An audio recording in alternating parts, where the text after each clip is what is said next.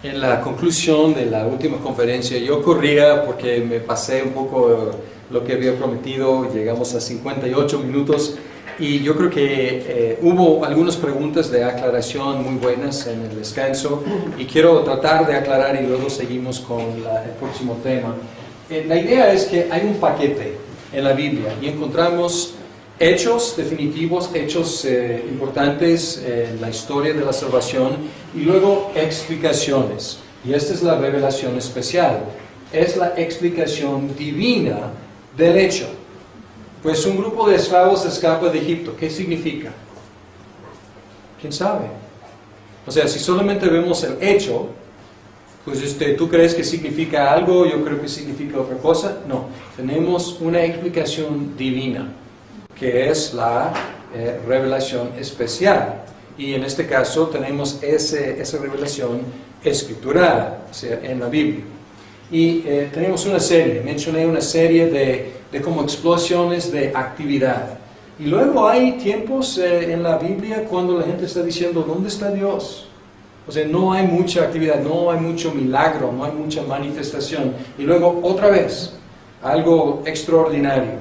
Y luego profecía para explicar y también inspiración, libros bíblicos que están alrededor de estos eventos especiales.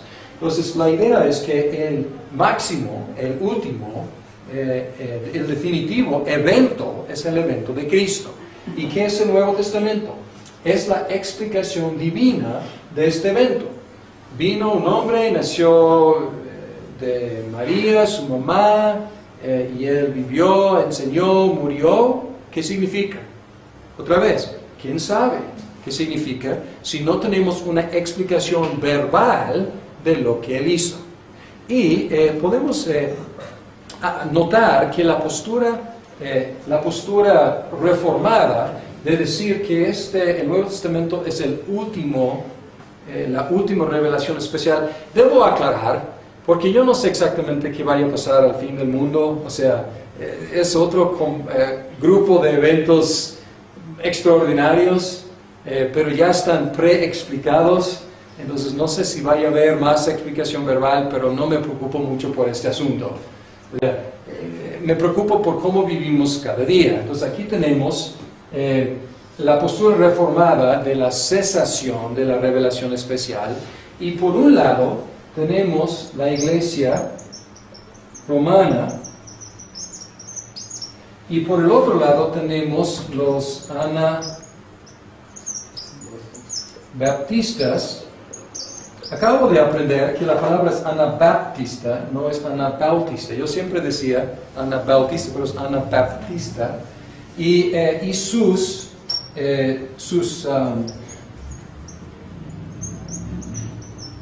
descendientes, no lineales, pero en un sentido que practican la misma cosa.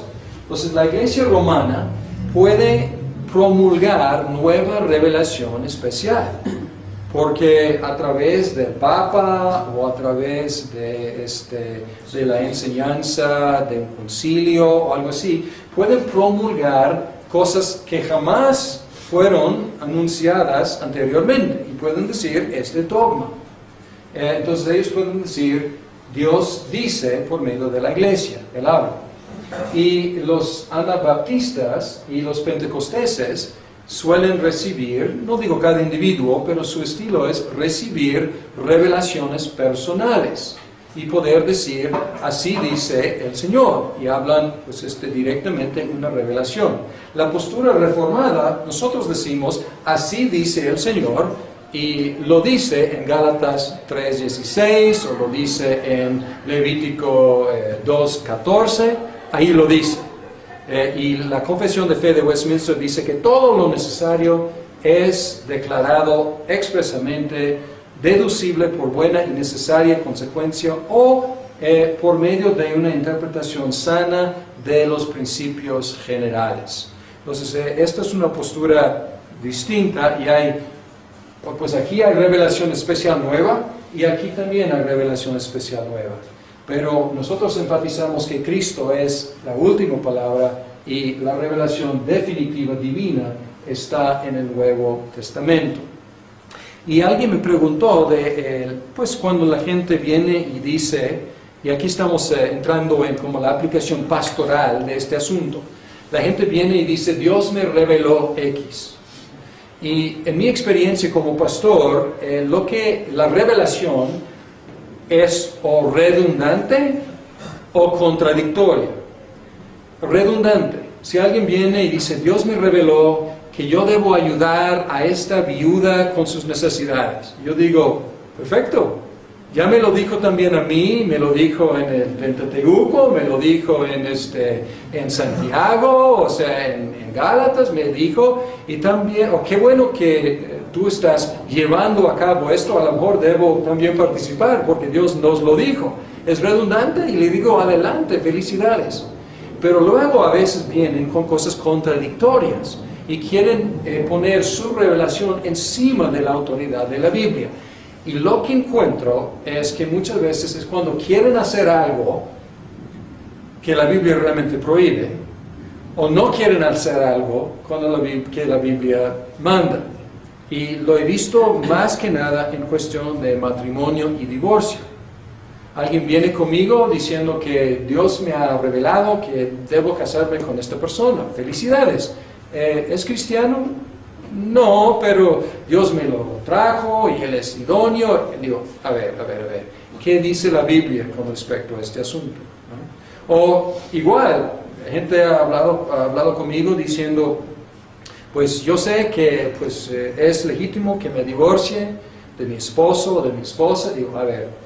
La Biblia tiene ciertas normas y hay divorcio bíblico. Vamos a ver si este divorcio califica, ¿no? Entonces hablamos de las normas bíblicas. No es así, pero somos incompatibles y Dios me ha dicho, yo he orado y digo, lo siento mucho, pero Dios no te lo dijo. Porque lo que estás diciendo es contradictorio a lo que la Biblia dice.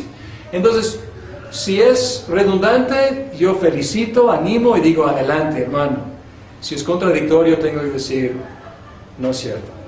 Entonces, es algo práctico, una aplicación práctica de la perspectiva reformada de la cesación de la revelación especial. Pero debemos decirlo positivamente. No estamos diciendo simplemente que cesó, esto suena negativo, estamos diciendo que el Nuevo Testamento o la Biblia es suficiente. Es suficiente y todo lo necesario está ahí. Entonces, decirlo positivamente, estamos diciendo que es la suficiencia de la Biblia. Ok, vamos a seguir con el tema y vamos a hablar de la revelación especial en su forma escriturada. Vamos a hablar de la Biblia, más concretamente. Pues ya estamos en el tema. Y vamos a examinar lo que la Biblia dice acerca de sí misma. Y quiero que observen que es un procedimiento circular. Estamos preguntando a la Biblia qué dice acerca de la Biblia. Y quiero hacer algunas observaciones. Al consultar la Biblia para establecer la doctrina acerca de la Biblia, estamos siguiendo el mismo método que vamos a seguir en las otras divisiones. Vamos a consultar la Biblia para la teología, la cristología, la antropología, etcétera, etcétera. Entonces vamos a consultar la Biblia para el prolegómeno. Pero si la Biblia, en los otros casos no es circular, pero en este caso es circular. Pero quiero que observen que si la Biblia es lo que dice que es, no hay otro método posible. Porque no hay una autoridad arriba de ella a la cual podamos apelar. Entonces, a lo mejor dices, no, esto es circular, pero ¿a qué más, si la Biblia realmente es lo que dice, a qué más vamos a apelar? ¿A quién más vamos a consultar? Si es la máxima revelación de la voluntad de Dios, ¿a dónde más vamos a ir? Entonces podemos decir, atrapados con esta sola opción. Y quiero decirlo más generalmente, una autoridad suprema tiene que autenticarse a sí misma. O sea, porque no hay nadie más arriba para decir, y sí, es cierto, Él es autoridad. Porque si fuera algo más arriba, esta autoridad no sería suprema. ¿Me explico? Ok, voy a dar unos ejemplos bíblicos. Hebreos 6, 13 al 18. Aquí Dios quiere jurar. ¿Por quién jura? Dice aquí, tiene que jurar por sí mismo, porque no hay nadie más arriba, más alto. Entonces dice, cuando Dios hizo su promesa a Abraham, como no tenía a nadie superior por quien jurar, juró por sí mismo. Entonces una autoridad máxima no puede apelar a otra autoridad mayor. ¿Okay? También Juan 8, 13 a 14, 13 y 14, dice,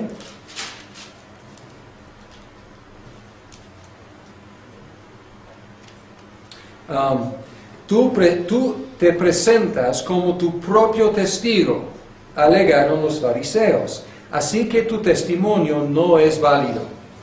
Y luego Jesús dice, aunque yo sea mi propio testigo, repuso Jesús, mi testimonio es válido, porque sé de dónde he venido y a dónde voy. Pero ustedes no saben de dónde vengo ni a dónde voy. Entonces, si hubieran estado hablando contigo o conmigo, su objeción es válida. Tú quieres ser tu propio testigo. Necesitas un testigo mayor.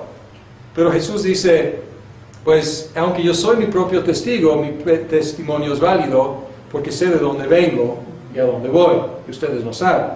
Porque ellos supieran, pues no estarían pidiendo algo mayor, porque no lo hay. Ahora, aplicando este concepto a la Biblia, hablando de la revelación especial, ¿a qué apelamos? ¿A qué consultamos más que la Biblia misma? Entonces estamos, podemos decir, reducidos, o no reducidos, pero restringidos a una sola opción. Y vamos a ver la Biblia para ver lo que dice acerca de sí misma. Pero vamos a ver que la Biblia sí se autentifica de dos formas. Da evidencia de ser palabra de Dios, y el Espíritu Santo la autentica o autentifica al creyente. Primero vamos a leer Confesión de Fe, Westminster 1 y el párrafo 5. Y aquí dice, la autoridad o el testimonio de la Iglesia puede movernos e inducirnos a tener para las Santas Escrituras una estimación alta y reverencial, a la vez que el carácter celestial del contenido, la eficacia de su doctrina, y aquí hay una lista, la majestad de su estilo. Está hablando de evidencia interna en la Biblia que nos testifica que es palabra de Dios, que no es cualquier libro. Sin embargo, luego concluye, sin embargo, nuestra persuasión y completa seguridad de que su verdad es infalible y su autoridad divina proviene de la obra del Espíritu Santo, quien da testimonio a nuestro corazón con la palabra divina y por medio de ella. Es diciendo, la Biblia tiene evidencia por todos lados que es palabra de Dios. Sin embargo, nosotros necesitamos la persuasión y el convencimiento del Espíritu Santo dentro de nosotros para saber que es palabra de Dios. Y es lo que Pablo dice, por ejemplo, en 1 de Corintios 2, 10 al 16. 2, 10 al 16 dice, ahora bien, Dios nos ha revelado por medio de su Espíritu, pues el Espíritu lo examina todo hasta las profundidades de Dios. En efecto, ¿quién conoce los pensamientos del ser humano sino su propio Espíritu que está en él? Asimismo, nadie conoce los pensamientos de Dios sino el Espíritu de Dios. Nosotros no hemos recibido el Espíritu del mundo, sino el Espíritu que procede de Dios. Y luego, voy a seguir. Para que entendamos lo que por su gracia Él nos ha concedido. Esto es precisamente de lo que hablamos, no con las palabras que enseña la sabiduría humana, sino con las que enseña el Espíritu, de modo que expresamos verdades espirituales en términos espirituales. El que no tiene el Espíritu no acepta lo que procede del Espíritu de Dios, pues para él es locura. No puede entenderlo porque hay que discernirlo espiritualmente. Bien, entonces diciendo, ¿cómo entendemos las palabras de Dios? Por medio del Espíritu de Dios. Y si la Biblia es palabra de Dios, ¿cómo vamos a ser convencidos de que es palabra de Dios? Por medio de la obra del Espíritu.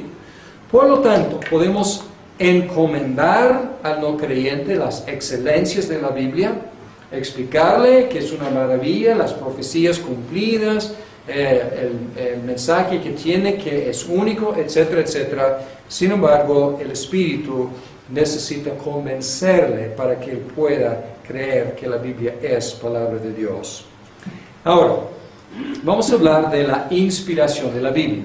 Introdujimos el concepto de inspiración como una operación concurrente. Vamos a hablar un poco más del tema. Como una operación concurrente tiene aspectos divinos y tiene aspectos humanos. Ya leí 2 de Timoteo 3, 16, y ahí habla de que toda palabra toda escritura es Dios exhalada. Y Pablo él hizo una palabra compuesta de estas dos palabras, Dios y exhalada. Es difícil en español saber cómo traducir, es un poco torpe decir eso, pero toda escritura es Dios exhalada. Y podemos ver aquí que toda y escritura. Toda significa que es inspiración plenaria. No hay ninguna escritura no inspirada por Dios, no exhalada por Dios. Y toda escritura significa que es inspiración verbal. O sea, no dice aquí, dice en otra parte, pero no dice aquí que todo profeta es inspirado, pero no todas sus palabras inspiradas. Aquí está hablando de las palabras escritas. Toda escritura. Entonces así hablamos, por eso hablamos de inspiración plenaria y verbal. Y esta es la postura de la iglesia reformada, por lo menos de los conservadores. Vamos a ver que hay otros que se llaman evangélicos o se llaman por lo menos protestantes, pero no aceptan esta perspectiva de la inspiración plenaria y verbal. El otro texto que mencioné, pero no leí en la otra sección o la anterior, es en segunda carta de Pedro 1, 19 al 21. Y aquí dice, esto ha venido a confirmarnos la palabra de los profetas. Aquí el énfasis en lo verbal, la palabra de los profetas, a la cual ustedes hacen bien en prestar atención. Luego dice, versículo 21, porque la profecía, aquí hablando de la palabra, de lo verbal, la profecía no ha tenido su origen en la voluntad humana, sino que los profetas hablaron de parte de Dios, impulsados por el Espíritu Santo. Entonces, segunda de Timoteo 3:15 a 17 enfatiza origen divino de la Biblia, de la Escritura. Y luego, segundo de Pedro 1, 19 al 21, enfatiza el mecanismo de la inspiración. Y cuando hablamos de la inspiración de la Biblia, estamos hablando de estas dos cosas, tanto el origen como el mecanismo. Y el mecanismo aquí es que Dios, Él impulsó, en la versión Reina Valera dice que en los dos textos dice la palabra inspirar. O sea, toda escritura es inspirada y los hombres fueron inspirados. Pero son dos palabras muy distintas. Aquí toda escritura es Dios exhalada, y aquí todos los hombres fueron impulsados, conducidos, para que ellos escribieran la palabra de Dios. Entonces aquí tenemos el lado divino y tenemos el mecanismo que involucra el ser humano. Y también podemos ver que Juan 16, que hubo una promesa de Cristo que nos da confianza de que esto es exactamente lo que pasó. Juan, hablando del Espíritu Santo, Juan 16, 12 al 15, Juan 16, 12 al 15, dice: muchas cosas me quedan aún por decirles que por ahora no podrían soportar, pero cuando venga el Espíritu de la verdad, Él los guiará a toda la verdad, porque no hablará por su propia cuenta, sino que dirá solo lo que oiga y les anunciará las cosas por venir. Él me glorificará, porque tomará de lo mío y se lo dará a conocer a ustedes. Todo cuanto tiene el Padre es mío, por eso les dije que el Espíritu tomará de lo mío y se lo dará a conocer a ustedes. Dentro de poco ya no me verán, pero un poco después volverán a verme. Entonces aquí no habla directamente de la Biblia ni de la inspiración, pero esta es una promesa para los apóstoles, que ellos tendrían al Espíritu para que Él les revelara y probablemente recordara las palabras que Jesús ya había dicho en su presencia. Ahora vamos a ver el testimonio de la Biblia acerca de sí misma. Esta es la teología de la inspiración plenaria verbal. Ahora, textos ¿qué dice la Biblia acerca de sí misma? ¿Cuál es su autotestimonio? Primero, el testimonio del Antiguo Testamento acerca de sí mismo. El Antiguo Testamento en algunas partes menciona que se escribieron algunos libros que tuvieron autoridad inmediata. No tuvieron que esperar a ser reconocidos. Fueron reconocidos como autoritarios inmediatamente. Por ejemplo, Deuteronomio 31. No nos da tiempo para ver todos estos textos. Tengo muchos aquí. Queda como tarea. Pero es una categoría de libros inmediatamente autoridad. Deuteronomio 31, 24 al 26.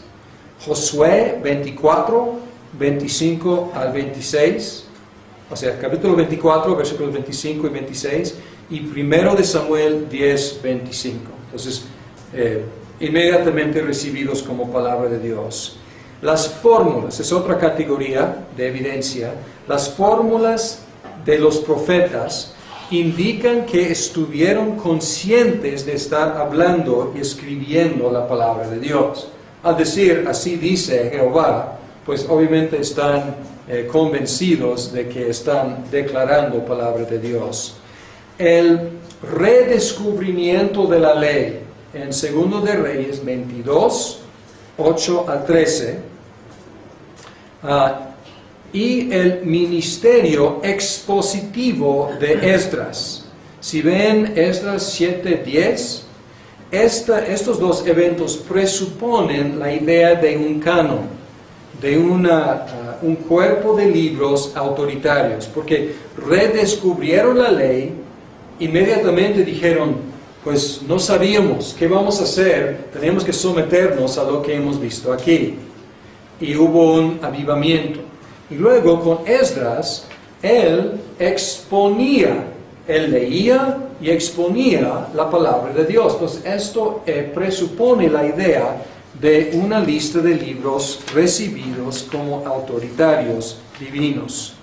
Luego, el testimonio del Nuevo Testamento acerca del Antiguo. Entonces, primero el Antiguo que dice acerca de sí mismo, el Nuevo que dice acerca del Antiguo. Jesús citó el Antiguo Testamento como palabra de Dios y mencionó las tres divisiones del canon hebreo.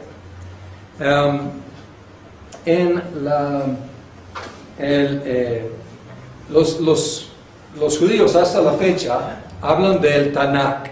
Cuando hablan del Antiguo Testamento, hablan del Tanakh. Es un acróstico y es Torah, Nevaim y Ketuvim. Y Torah, la ley, Nevaim, los profetas, Ketuvim, podemos decir los escritos.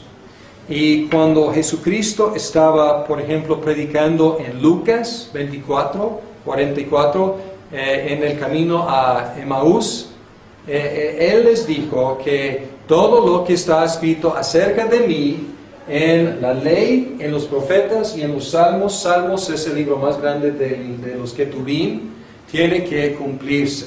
Entonces Jesús estaba trabajando con lo que los judíos consideraban su canon, el Tanakh. Y puedes ver algunos textos como Mateo 19, 4 y 5, Juan 10, 34 a 36 y Lucas 24, 44, que ya mencioné. Y luego los escritores del Nuevo Testamento citaron al Antiguo Testamento como palabra de Dios. No solamente como palabra de Moisés, pero como palabra de Dios. No solo como palabra de David, sino palabra de Dios. Por ejemplo, Mateo 1, 22 y 23, Hechos 1, 16, 4, 24 y 26, y Hebreos 13, 5 y 6. Voy a subir mis apuntes. Algunos de ustedes ya saben que estos apuntes están disponibles y pueden con calma tener estos textos. Y ahora por fin, finalmente, el testimonio del Nuevo Testamento acerca de sí mismo. Los escritores del Nuevo Testamento estuvieron conscientes de estar predicando, escribiendo la palabra de Dios. 1 Corintios 14, 37, Gálatas 1, 11 y 12, 2 de Tesalonicenses 3, 14. Tenemos idea de que ellos estaban conscientes de estar promulgando en sus predicaciones y en sus escritos la palabra de Dios. Y luego hay pocas, pero hay reconocimiento de algunos, en dos ocasiones por lo menos, de escritores del Nuevo Testamento, reconociendo otras partes del Nuevo Testamento como palabra de Dios. Por ejemplo, 2 de Pedro 3:2 y también versículos 15 y 16. Ahí Pedro reconociendo las cartas de Pablo como palabra de Dios. Debo mencionar que, entonces esta es evidencia rápida de la perspectiva de la inspiración plenaria verbal. Debo mencionar que hay muchas teorías críticas de la inspiración de la Biblia. En nuestros cursos sobre la Biblia vamos a interactuar un poco con algunas de estas teorías críticas acerca de la Biblia. Y estas críticas nacieron de lo que se llama la crítica alta o la crítica literaria de la Biblia. Y la crítica literaria de la Biblia no es mala en sí. Todos hacemos crítica literaria, evaluación literaria de la Biblia. Sin embargo, lo que pasó es que los practicantes, o muchos practicantes de la crítica alta, empezaron a descartar poco a poco diferentes secciones de la Biblia. Empezaron a decir, esto sí es palabra de Dios, pero esta porción no. Por sus evaluaciones literarias y otras consideraciones modernistas, empezaron a eliminar poco a poco partes de la Biblia. Empezó en el siglo XVIII y seguía hasta el siglo XX. Esto ya no está tanto de moda, aunque temo que muchas cosas, malas ideas promulgadas anteriormente en Europa y en los Estados Unidos, siglos o décadas después se reciclan en Latinoamérica. Y hay evidencia de que en México algunos están reciclando algunas de estas malas ideas. pero a muy grandes rasgos el proceso iba eliminando aspectos de la Biblia como divinamente autoritarias. Por ejemplo, primero, descartaron detalles científicos e históricos, manteniendo las enseñanzas éticas y morales, diciendo lo ético y lo moral, lo teológico es inspirado por Dios, pero lo científico, lo histórico, hay muchos errores ahí. Bien, luego abandonaron las enseñanzas éticas y morales, conservando la enseñanza de Jesús, diciendo todo esto de Pablo, de Pedro, toda esta enseñanza, pues no. Pero la enseñanza de Jesús, esto es lo que realmente es inspirada. Y luego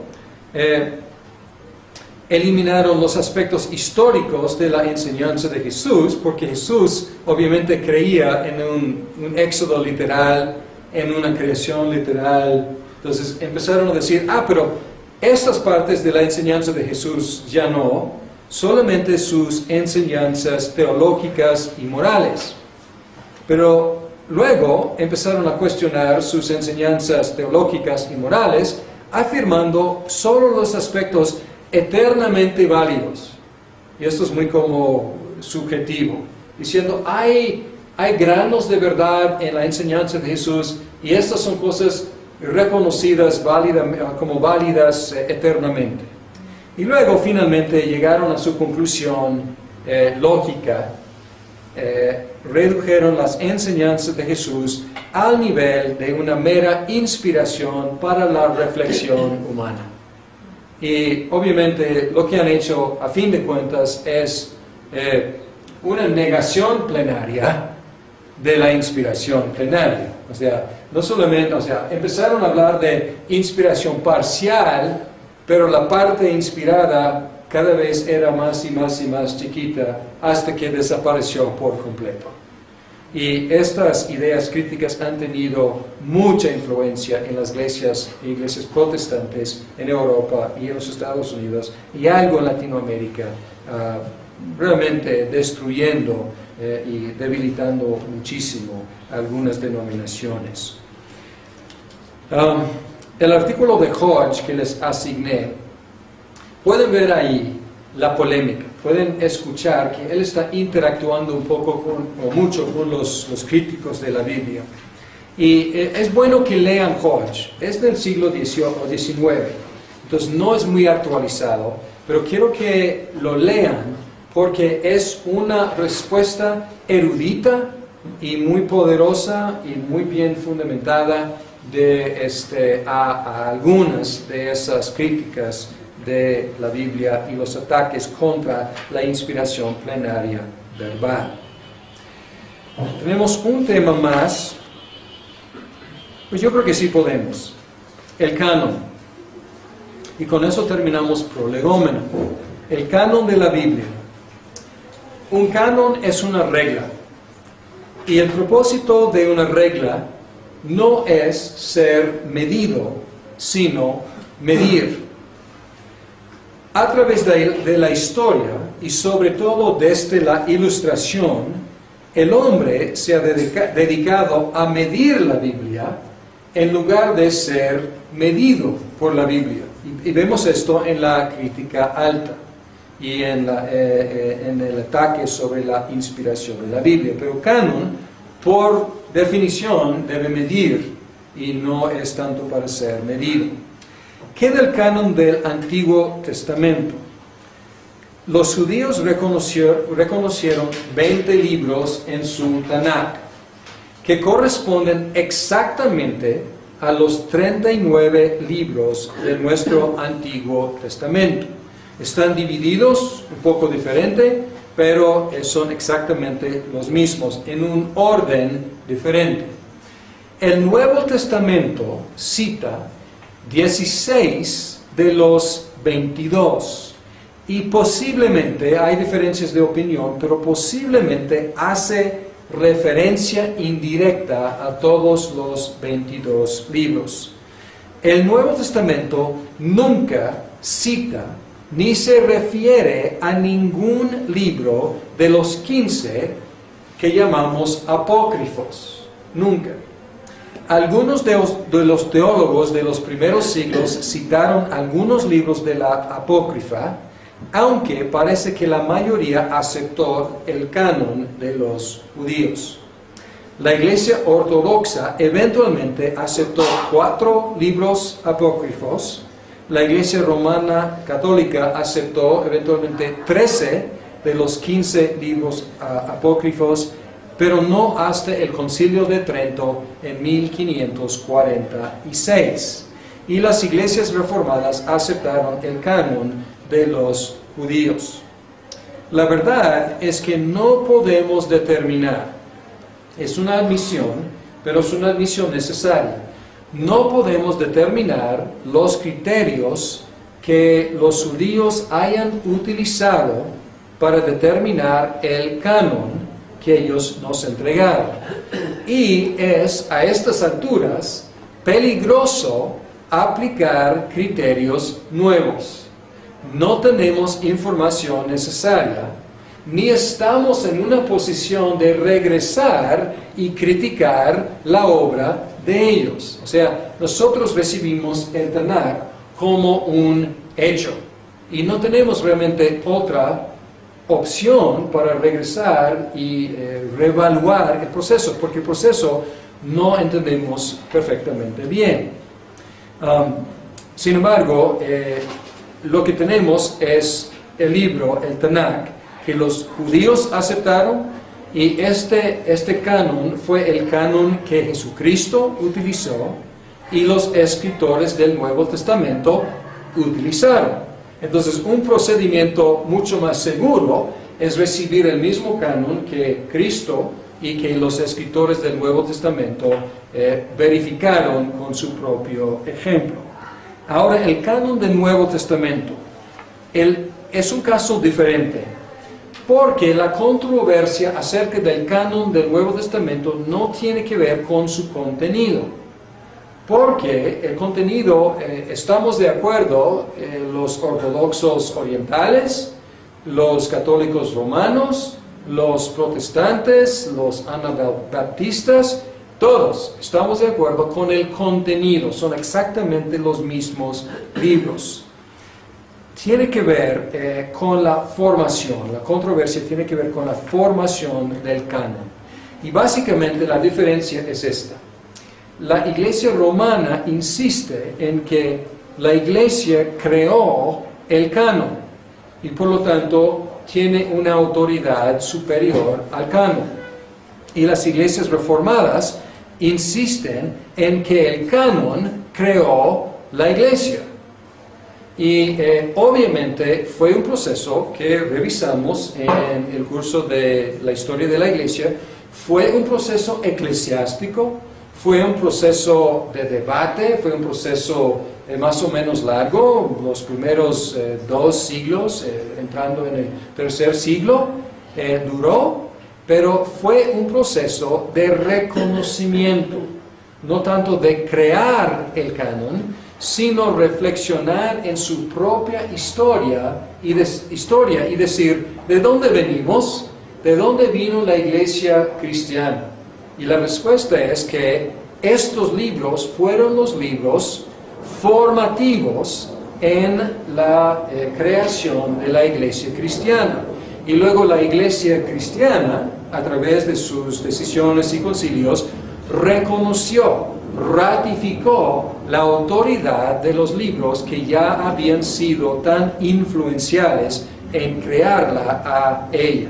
Entonces podemos ver que hay algo de sinergia, el canon creó la iglesia y luego la iglesia reconoció el canon.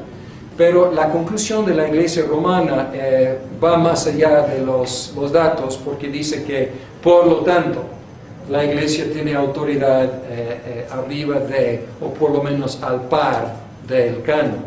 Entonces, lejos de crear, más bien fue reconocer.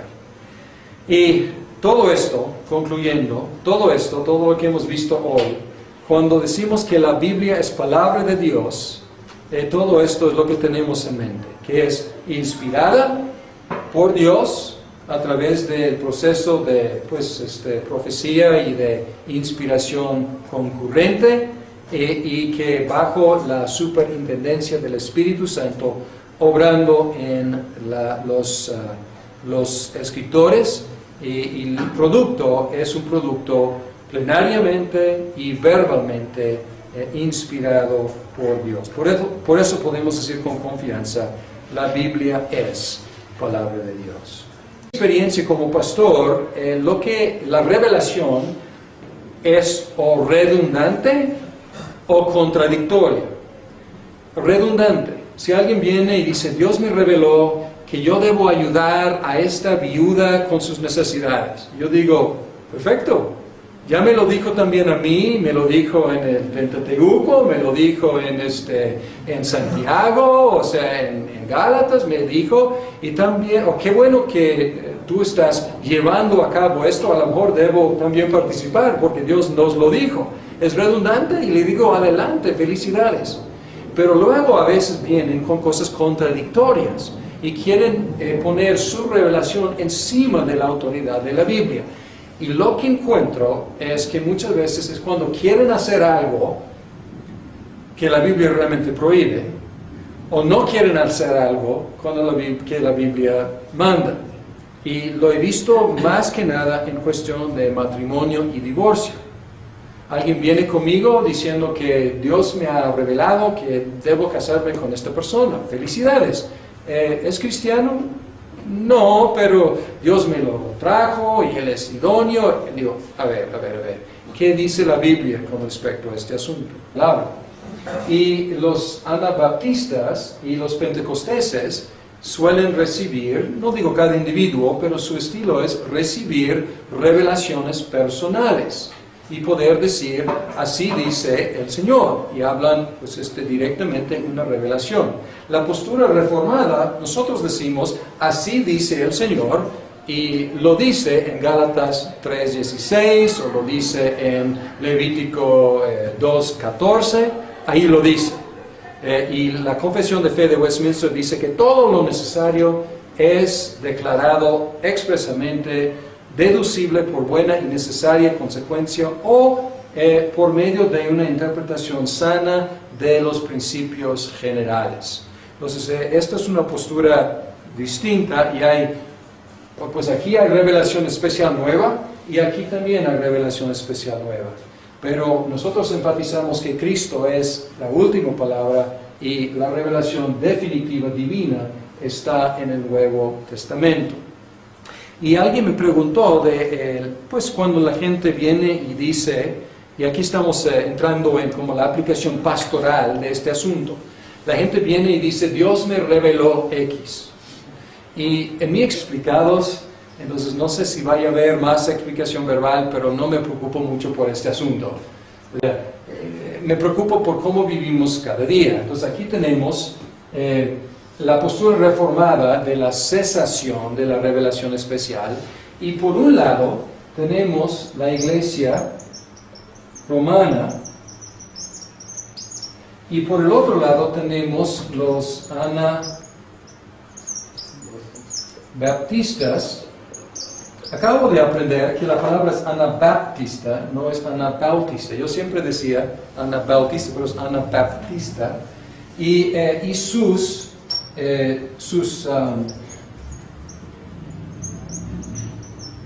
descendientes, no lineales, pero en un sentido que practican la misma cosa. Entonces la iglesia romana puede promulgar nueva revelación especial, porque a través del Papa o a través de la enseñanza de un concilio o algo así, pueden promulgar cosas que jamás fueron anunciadas anteriormente y pueden decir, este dogma. Entonces ellos pueden decir, Dios dice por medio de la iglesia.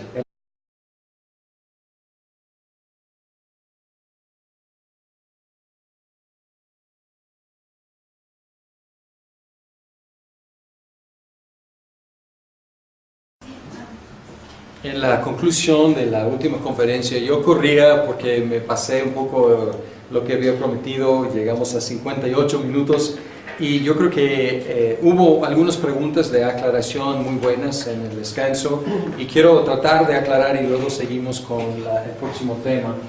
La idea es que hay un paquete en la Biblia y encontramos hechos definitivos, hechos importantes en la historia de la salvación y luego explicaciones. Y esta es la revelación especial, es la explicación divina del hecho. Pues un grupo de esclavos escapa de Egipto. ¿Qué significa? ¿Quién sabe? O sea, si solamente vemos el hecho, pues ¿tú crees que significa algo? Yo creo que significa otra cosa. No, tenemos una explicación divina, que es la revelación especial. Y en este caso tenemos esa revelación escriturada, o sea, en la Biblia. Y tenemos una serie, mencioné una serie de como explosiones de actividad. Y luego hay tiempos en la Biblia cuando la gente está diciendo, ¿dónde está Dios? O sea, no hay mucha actividad, no hay mucho milagro, no hay mucha manifestación. Y luego otra vez, algo extraordinario. Y luego profecía para explicar y también inspiración, libros bíblicos que están alrededor de estos eventos especiales.